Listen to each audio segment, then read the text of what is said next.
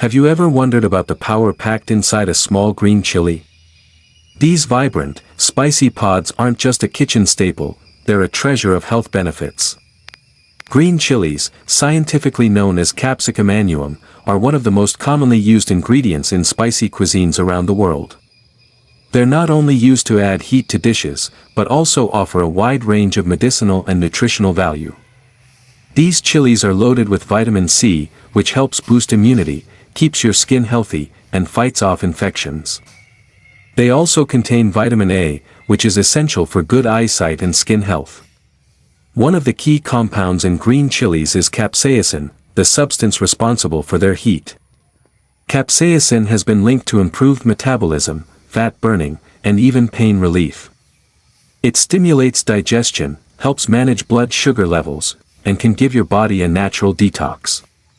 Surprisingly, green chilies are also good for your mood.